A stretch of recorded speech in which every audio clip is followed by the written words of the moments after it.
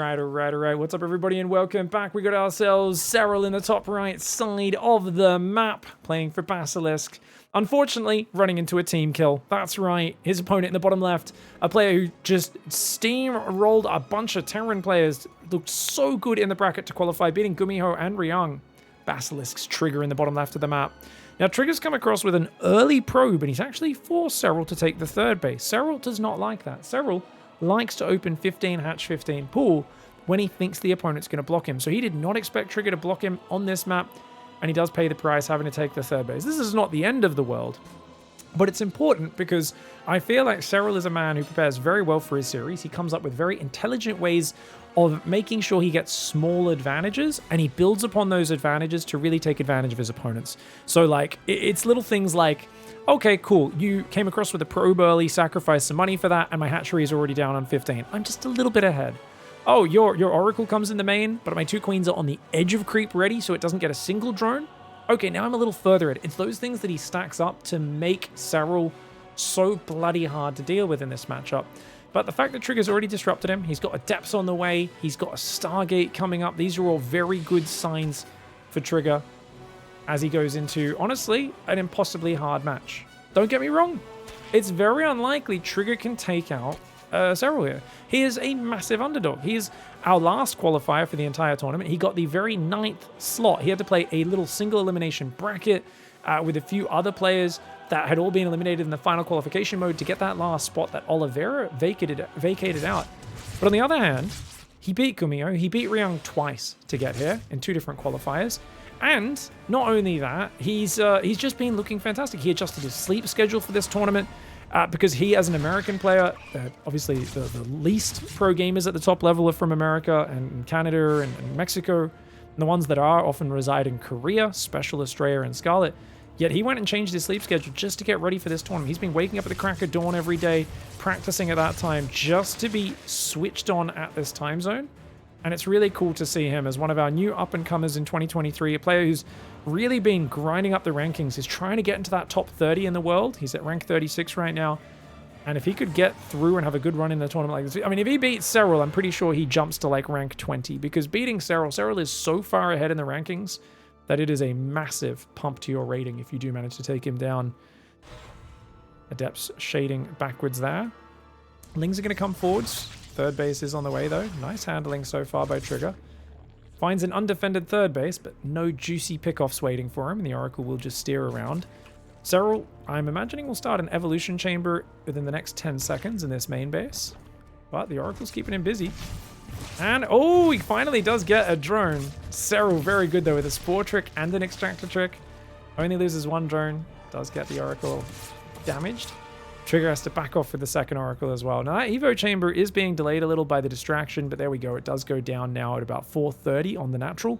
Going to go for fast melee up against Twilight and Forge. Now, some of you may have seen the interview with Trigger that we, or little sections of it that we've played so far earlier today. But the problem Trigger's been facing is he said, look, I came out, I started beating pros occasionally, and I started having some good performances, but you hit roadblocks as a pro player. And we had a nice chat about how the players prepare for him now. They don't just, he's not an unknown name. They know his habits, and they know how to adjust and what to look for when he's playing them. And he says, I can't really gamble on just one surprise thing catching them off. It never works.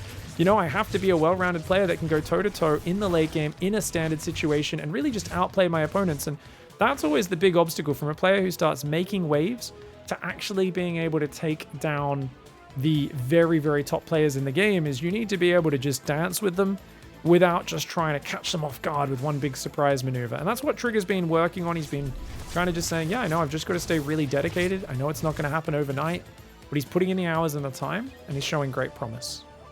That being said, SERRAL is on 66 workers versus 56, a very good start for him. Blink, Robo, extra gas is on the way. Going to do a very light little adept pressure through the middle. A couple Stalkers going to come north, potentially to hit that 4th hatchery. Oh, Spire. SERRAL going to open up with a Spire. If you can surprise a Protoss with Mutalisks, it sets the tone for the entire series. Oh, nice catch on those Adepts on the right side as well. They ain't going to get nothing, just 1 or 2 Zerglings. Stalkers on the left ain't going to get too much done either. A few more Stalkers are coming forward. With Oracles guarding them, they'll be okay. But if you can surprise someone with mass Muta, like I said, they're going to be paranoid about it for the rest of the series. It's going to be a great way to put Trigger on edge. Gets a Stalker catch there as well. Oh, that one's going to get surrounded as well. Doesn't make it to the recall in time. Oracles aren't able to find any damage. 110 supply versus 96. Second Robo and a Robo Bay is on the way. Colossus very good versus Lings. Not terrible versus Banes and Roaches because they have nice sustained long-range damage output, even if it's not the highest versus non-light units. But it's the Mutalisks flying in that are going to be a big issue.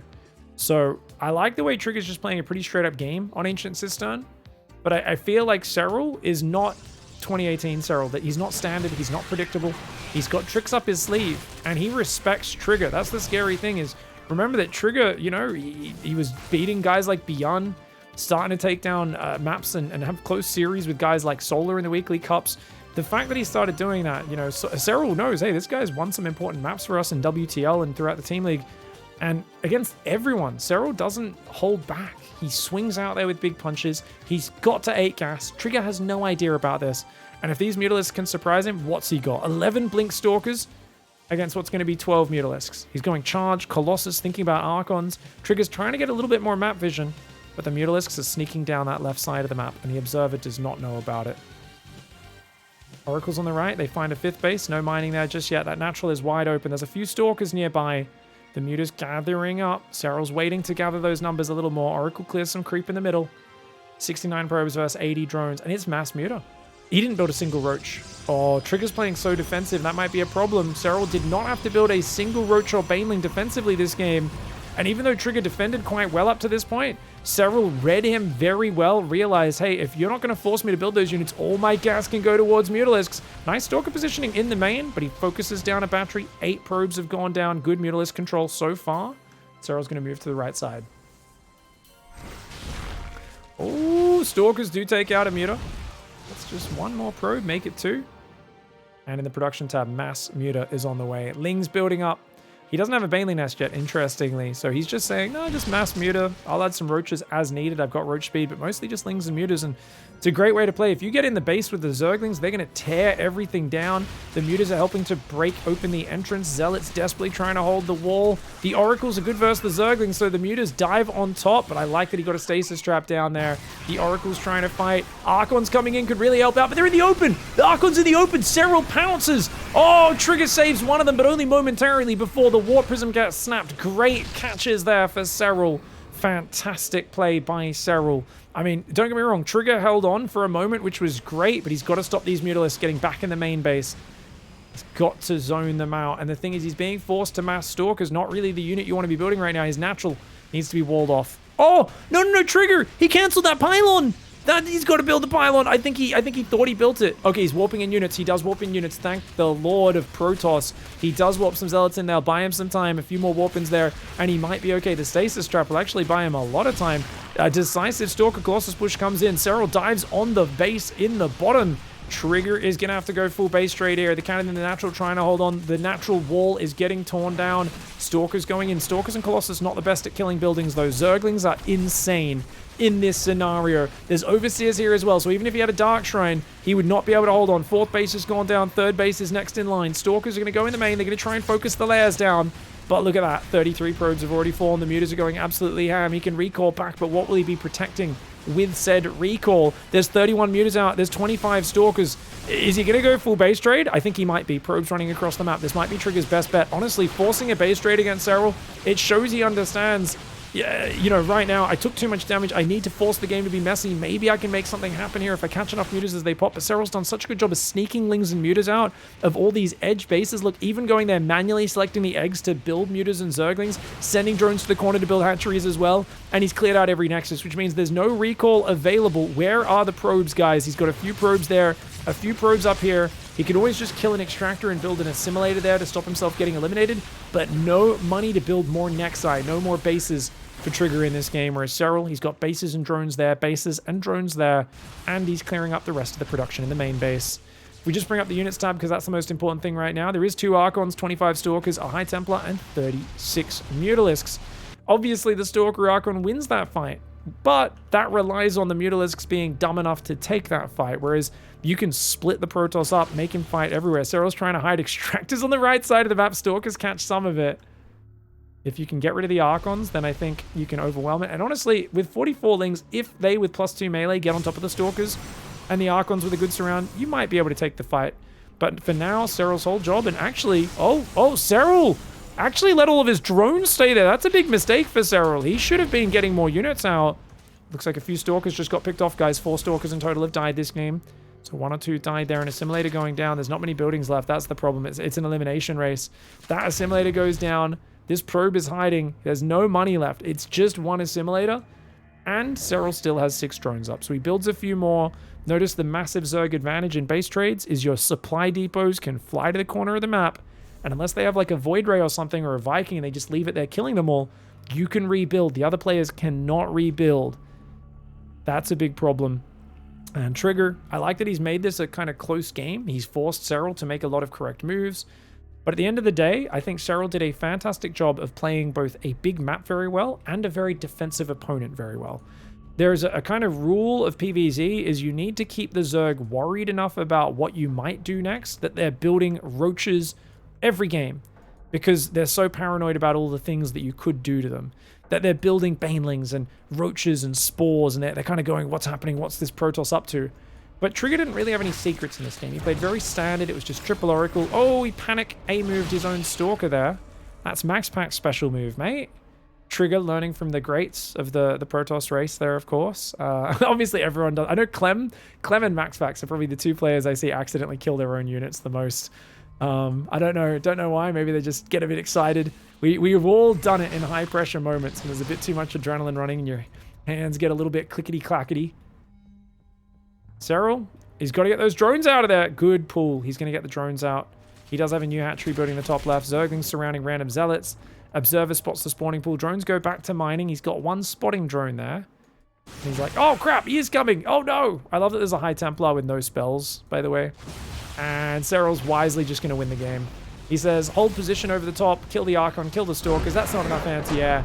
And Trigger was checkmated. But well played by Trigger. Forces a base trade, gets to 14 minutes. Played a pretty good game, but the surprise Mutalisks, you need to be able to scout that coming, and that is where Serral caught him off guard.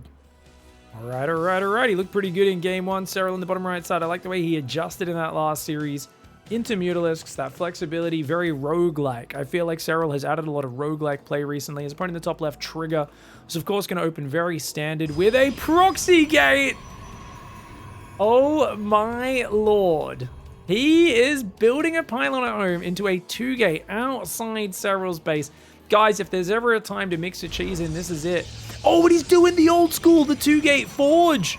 He's doing the Zealot Cannon Rush. The goal here is to deny the expansion and then try to macro behind it. Or even, you can try to just keep making Stalkers and Adepts out of the 2 gates to keep up the pressure as well. He's going to come in. Serral's bringing his single drone down. And Trigger's like, oh, look at me. And obviously, I talked earlier about how Trigger said, yeah, I've got to be able to beat these guys in solid macro games.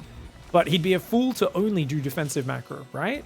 You've got to mix in some cheesy builds and some different things. That's just what optimal StarCraft play is. So I like that. I'm going to try and play macro game 1. Game 2, I'm going to try and bring out something a bit special. It's a big cheesy build, but it's the double Zealot Cannon Rush. It's a nasty one. He starts a cannon. He's already taken a lot of damage on that probe, but the second cannon starts up. Now, that first cannon is not in range of the hatchery. If he wants, it should start another cannon sooner rather than later because that creep spread will get out there. One of the cannons gets cancelled. The Zealots are here. Roach-Queen is already on the way. Serral has played against this before. This man has played European ladder. He's played against Shadone before. He's played against Haas in tournaments in the past. And I think he's got a bit of experience against this opening because this is one of the more old school builds out there. And I think Serral's been playing long enough to remember the transition. It's going to be not as practiced. You very rarely see this these days. Let's see how well he can execute this. Does he try to depower the gateway? That's an option, but it looks like just counter-attacking for now. That cannon will not get up in time. He's going to have to recall some Zealots. All right, so Trigger's going to take the hatchery out. I definitely want to see a Zealot recall there. And he's going to recall a single Zealot. Serral not going for the cannon just yet. Cybercore's on the way. It's more important to get gas and a Stargate or something like that up rather than an Nexus. Zealot's coming down. Cannon will get cancelled. It's unfortunate for Trigger, but better to cancel it than let it die. Ooh, he loses a probe. Okay, a few probes coming down as well, just to make sure the Zealot doesn't get overwhelmed. And SERRAL with some great micro, though. Gets another probe. The Zealots tried to run up the ramp. Looks like the Queen there pulled back. And stuck on one base is SERRAL, but so is Trigger. And Trigger is actually the one who's down in workers. And Roaches and Ravagers are a beautiful renewable resource. If you can get a few Stalkers out, you can micro pretty well with these cannons to keep him contained. That's the question is, what do you prioritize here as Trigger? And I actually think in hindsight, I don't know if the cannon battery makes sense. I actually think getting a few Stalkers out is probably more important. He's going to go 2 Adepts. Okay, so I think his idea is hide the Adepts, so when the Roach Ravager counterattacks, your Adepts counterattack, try to shade and then do damage. But definitely I think Stalkers would have given him some really nice flexibility for coming home, picking off Overlords, and using that high ground natural ramp to defend. Oh, you're kidding me! Oh, I could have sworn he was going to get these units out in time. That is disgusting. Oh, SERRAL just so tight on his response here. And Trigger not getting those 2 Adepts. Those 2 Adepts, especially if he hit them and SERRAL somehow didn't notice, that would have been a real disaster. So now Trigger's having to build a Stargate, second cannon at home as well. And he's not ahead on workers, is the big problem we already talked about earlier. Only 13 workers on minerals, so his Nexus is a while away. I do like that SERRAL, he's actually going to make 4 Ravagers. Oh, wow. So he's going to try and break the cannons. But I think with the Zealots in front as well, they might help a little. And essentially, it's just going to be an early Void Ray for Trigger. I doubt he goes Oracle. He might. But an Oracle's going to struggle to have the energy to deal with 4 separate Ravagers. One of the Zealots does go down. This one kind of dancing back and forwards a little bit. The Void Ray will spell the end of this. But of course, losing your gates and your forge, it's a lot of infrastructure you lose with this sort of push. And SERRAL is out droning in behind it, taking a 3rd base as well. You can tell this is something that Trigger planned, maybe on short notice after seeing SERRAL's opponent a few days ago. But SERRAL, I think, has definitely had some experience playing against this in tournaments. He's played Grand Finals versus Haas as early as 2018, right? So the last 5 years, this is a build that always cycles back in and out. And it's just a classic because there's an elegance to just not needing gas. You've got the mobility of the Zealots, the power of the cannons. It all comes off just minerals. It makes it very easy to execute and quite hard to stop if you just mess up a little bit as the Zerg. But SERRAL, as always, outperforming anyone's doubts. Looking very comfortable. Void Ray has cleaned up an Overlord. He's going to come down here. Does get a Zergling. Overlords are really what you want with the Void Ray. Not able to find anything just yet. There are 2 Overlords out here. He could dive on them. The Queens are a little far away. He's actually looking in towards the natural, and he's going to find him and go, wait, what? Sitting out in the open. Oracle goes to the Ravagers. Watch out for the Bile! Oh, good dodge by Trigger. I think he copped 1 Bile there, but he gets a Void Ray and gets a drone. Not too bad. He's going to have to get that Void Ray out, though, and heal it up. Back here at the 3rd, Zealots cleaning it up. Probes are pumping out, as well as these Oracles. Definitely wanting more damage is Trigger, but SERRAL's got a Spore in the natural, Spore in the main. And probably going to be adding one on the 3rd in the near future as well. These Ravagers, very adventurous. Oracle does turn on the energy. Well worth it to kill a Ravager. It's a gas-heavy unit. I'd probably go for the creep here, though, just to slow that down. And Trigger with a pretty good pullback. Transfuse goes down on the Ravager. That's A-okay. Void Ray almost dead on the right side of the map. You want to pull that home so it can help defend these Ravagers. And there's a nice quick 3rd Nexus. Unfortunately for him, SERRAL's too far ahead on the curve. SERRAL has got 50 workers versus 35. And it looks like SERRAL just defending with poise here. Didn't really realize what was happening until a bit later on, but he knew exactly what to do. Void Ray does deal with the Overseer.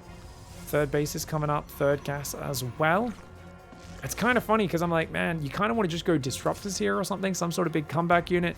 SERRAL showed he can just play Ling Muta in that last game, something which is so good against Disruptor and Colossus play if you don't see it coming. And actually, +1 range tells us that SERRAL is planning to play Roaches. Do you guys think he'll play Swarm Hosts? He's already got a really good creep highway in the middle of the map. I think he might be considering playing Roach-Queen Swarm Host. Oracles. Oh, 2 Biles landing on that Oracle. Very heavily damaged. Alright. Extra Oracle is on the way, so it's a Foracle build. Twilight Forge and a 4th gas. Looks like a Blink opening for Trigger, but Blink is going to kick in very late. SERRAL is up at 68 workers, and he's either going to go for Swarm Hosts. Either way, we'll see an Infestation Pit in the next 3 seconds of this game. Check this out. SERRAL's camera. He's making an Overseer there. He's making Overlord speed. He's making Roaches and Queens. He's thinking about shoving with Roaches and Queens. Oracles actually get 7 drones. Nice run by. This is SERRAL's camera. No extra queen in the main. Spore on its own cannot defend that. Zergling's going to get 2 probes, though. Oh, savage. And actually, is he walking queens? If so, they shouldn't be walking there. They should walk through the middle of the map. It looks like SERRAL's just going to queen walk. Mass Roach Ravager queen walk. And this is a way of saying, I have more stuff than you. I am simply going to lean on you. He's a 300-pound man fighting a 150-pound man right now. And he's realized the best strategy is I just need to get my hands on you and then sit on you. Like, I don't need to do some fancy ducking and weaving, knocking you out. I am just bigger. Like, literally, I can just crush your ribcage by sitting on you. Like, you just cannot survive. This is not a fair fight at this point. And, I mean, Trigger sees it. He sees the Mass Ravager, the sign of aggression there. He's like, oh, God, he's making so many Ravages, man. And SERRAL is just going to walk forwards and shove that Queen Roach Ravager at him. SERRAL not giving any room for Trigger to get into his comfort zone in this series. Void Ray forced back. It's buying a few seconds of time. The queens are not far behind, and the overlords are about to drop out the purple carpet for those queens. Oh, man, they were saving it up all day. They drop Trow and start unloading that beautiful nutrient-rich carpet all over the Protoss base. One of the more disrespectful things you could do to a Protoss is, of course, send an overlord in their base to pull on their base. Obviously, not in real terms, but I'm talking in lore. If you think about the lore of the game, that's definitely got to be frustrating. Trigger there. Tried a dirty cheese. It did not quite work out. SERRAL is really on point. You could tell he's experienced that one in the past, and he knew exactly what to do. Defending with just minimal drones, loses the hatchery, goes for roaches, counterattacks, while re-expanding and droning behind it. Really clean defense for SERRAL. All right, he's looking dominant so far. Basilisk SERRAL in the top left side of the map. Hatchery goes down on the low ground. You know, Clem is waiting in the wings for the winner of this match. He defeated Creator in a very close series. SERRAL's looking very focused there. He's going to need to be very focused because Clem and SERRAL, I mean, there's always fireworks when those two play, especially in a best of 7. And Trigger did wake up nice and early. I think for SERRAL, this is kind of prime competing time for him because he is a bit of an early riser. Nexus goes down, Cybercore will go down behind it, and the probe trying to get some harassment done, but SERRAL's counter micro has been fantastic so far. Notice he's not letting his drones get bounced off. That was the first time a drone actually went and started running all over the shop because of that probe harass. Hey, Trigger's out microing him a little bit there. Hey, bounced a drone across there as well, and another one. Causing a bit of chaos in SERRAL's mineral line. Look at these drones going walkabout on the left side. Beautiful. That's all the flow-on effect from that probe. Very well done there by Trigger. Does accidentally mine 5 minerals a few seconds early, but not the end of the world. More important to get the second gas mining, the second pylon up. And very much hoping Trigger can kind of put SERRAL on edge a little bit. I always wonder, I'm like, what is the best way to do it? For some players, it's just oracles. Is there a quick glaive adept timing or something like that that can go? We'll see what happens.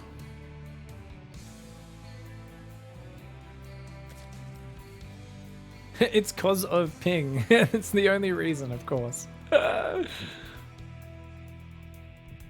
course, we are rotating between US East and America. This is back on the US Eastern server. Trigger won the coin toss, so game 1 was on US East as well. Last one was on Europe. Adept's starting to come forwards right now. Here we go. Adept's coming on forwards. Trying to shade in. So far doesn't get any kills though. Good pullbacks by SERRAL. Stargate is almost finished up in the main base. Looks like a pretty standard Oracle opening so far. No real special flavors coming out of Trigger. Just kind of chilled out. He'll rally a second Adept across, so he will try to get some damage. And I do think you need to do something sometimes to throw SERRAL off his game a little bit. On the other hand, that's much easier said than actually achieved. Ooh, Creep Tumor in the open. Immediate snipe. Very nicely done. He's going to pull back with that. And look at that. Adept comes in from the other side. Should be able to get a drone or maybe at least a bit of mining time. Changing targets there. And his Adept almost goes down. Barely gets out of there with just 5 hit points only. Zergling's going to chase after that. They could get the kill.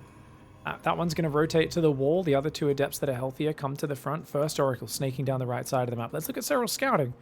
SERRAL does not know for sure that it's an Oracle opening, but it definitely looks like it from everything else he's seen. The Adepts and the probe moving to the third base, that sort of stuff. The Adepts spreading their attacks a little bit too much there. They don't find the mark. No drones in the open as this Oracle. Look at that. It's hovering, but it goes in vision. Oh, drone pops out. That's not where you want to be born, man. I'm telling you, sometimes people get really iffy. Oh, I want to be born in a first world country. I want to be born in the best hospital in my state, in my city. Oh, I've got to be safe. Tell you what, Zerg aren't like that, man. They will pop you out into this world. The first thing you're going to see is an Oracle Purification Beam. Is that what it's called? I can't remember what the Oracle laser is called. It's a Purification Beam, I think. Something like that. Bloody laser to your face, man. Turn into some fried Stingray straight away. Lings try to get in. Great Adept Warp in. Trigger's had a pretty good opening. And yet, Serral's still already up 8 workers, which isn't entirely unusual for this stage of the game. Oh, actually, decent Oracle split. A bit of a fumbling with the Oracles for a moment. Oh, transfuses a drone. Serral. It's kind of silly transfusing drones, but if you got spare energy, hey, saves a worker for 50 energy. He's already got a few active creep tumors out there, so definitely worth. And in total, losing 4 drones, 3 Zerglings. No Protoss units have died except for that one probe earlier. So pretty good micro by Trigger, but hard to keep up the momentum against a Serral who's dropping a 4th base in your face. One Oracle does not have the DPS to take that down very quickly. You can see its hit points are only dropping very, very slowly. And the Oracle runs out of energy before it can cancel the hatch. So it does some damage. Another Oracle could come in. Is he going for it? He's going for it. Trigger is like, we can do it. This other Oracle, he could actually turn that laser on. He's just waiting for it to get enough energy that it can shoot for a few seconds. He's actually going to get a cancel on the 4th. Wow, Trigger. Oh, 30, 20, 15. And Serral does have to cancel it. Costs a lot of Oracle energy, but worth it for a big delay on the 4th. That slows down the potential explosive growth of Serral. Roach-Queen is there. If you get a Serral chair adjustment, then they say you've succeeded in making him angry. That can be a good thing if you can stack a bunch of pressure on top of it, make him play worse and worse. But right now, it's a little tricky to capitalize. A couple Zealots coming forward, plus 1 charge and a very early 4th base it looks like Trigger wants to go for. Wow, that's a cool build. I like this 6-gate charge Archon. This is a sexy build. Unfortunately, there's already creep on your door and you spent most of your Oracle energy. So if Serral just shoves with Mass Roach, can you defend a 4th base with Mass Zealot Archon? I'm not quite sure.